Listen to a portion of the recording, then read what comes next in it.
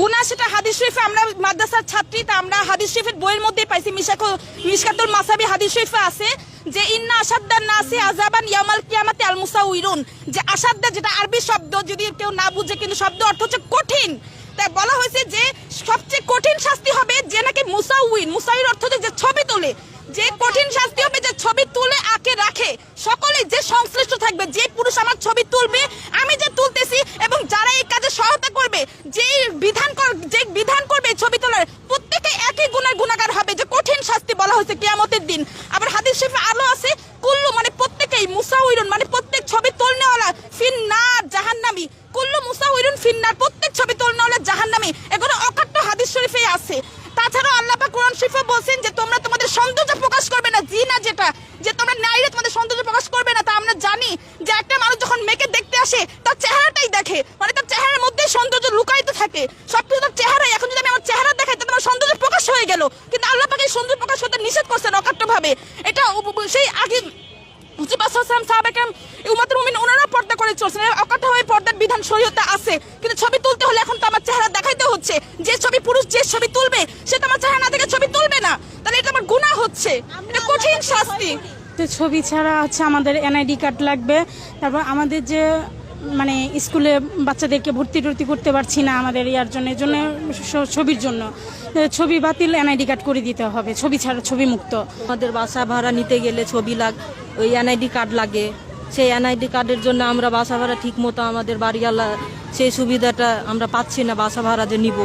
তারপর এমনকি আমরা পাম্পে পানি আনতে গেলেও সেখানে এনআইডি কার্ড লাগে। এই জন্য আমরা চাই যে আমরা এই মানে মুসলমানের দেশে বাস করে আমরা যে শরীয়ত সম্মত চলতে চাই, আমাদের অধিকারটা কেন দিচ্ছে না?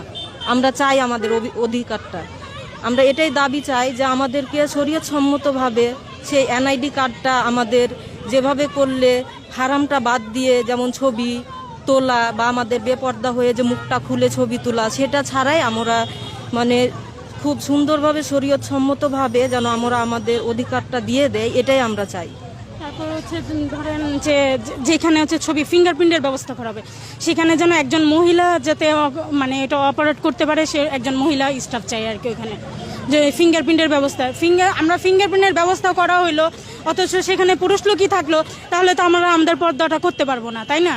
এখানে আমাদের হাত দেখা যাবে, ওখানে গেলে হয়তো চোখ দেখা যাবে, এই জন্য অপারেট করার জন্য একজন মহিলা স্টাফ চাই।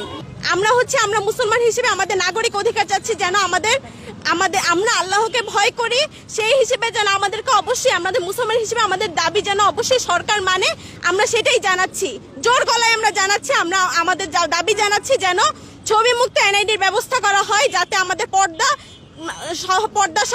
রক্ষা হয় এবং ছবি তোলা থেকে আমরা বিরত থাকতে পারি। ইসলামের বিধান এটাই যে কোনো আকৃতি, যেটা বলা হয় মুসাউইর, যেটা মুসাউইরের আবিধানিক অর্থ হচ্ছে যে ছবি তুলে যে আকৃতিটা তৈরি করে, এটা মুসাউইরের আবিধানিক অর্থ, যে আকৃতি তৈরি করে। এখন আল্লাহ পাক যেই জিনিসটাকে সৃষ্টি করছেন, যে সমস্ত প্রাণীকে সৃষ্টি করছেন, মানুষকে সৃষ্টি করছেন, এদের আকৃতির মধ্যে যদি কেউ কোনো তৈরি করে, তাহলে সেই আল্লাহ পাক এটাই নিষেধ করছেন, এটাই আল্লাহ পাক পছন্দ করেন না। ওনার সাথে সেটা শরীক হয়ে যায়। তৈরি করলেন, কারণ আরেকটা আকৃতি তৈরি করলে, এটাই শরীক, এটাই মুসাউইর। এই আকৃতি তোলা যাবে না, এটাই নিষেধ আছে কোরআন শরীফ হাদিস শরীফে। কি করে ওরা তো মূর্তি বানাচ্ছে, সেই আগের যুগ থেকে দেখে আসতেছি আমরা, যে আগের যে বনি ইসরায়েলদের যুগেও ছিল যে ছবি তুলতেছে, ছবি তো তখন ছিল না, মূর্তি বানায় তারা, আল্লাহ পাক যেভাবে আকৃতি করতেন ওভাবে আকৃতি বানায় তারা ওটার পূজা করতো। তো এখন দেখা যাচ্ছে যে ওই মূর্তি বানানো মুসলমানরা কি করছে, মূর্তি বানাচ্ছে না, বানায় কোনো কেউ বানায়, তো হচ্ছে আবার ছবি তুলতেছে, ছবিটা তো ঠিক একইভাবেই ওই আকৃতিটাও, হ্যাঁ এটাও একইভাবে পূজা হচ্ছে, এটা ছাড়া কোনো জায়গায় চলতে পারতেছে।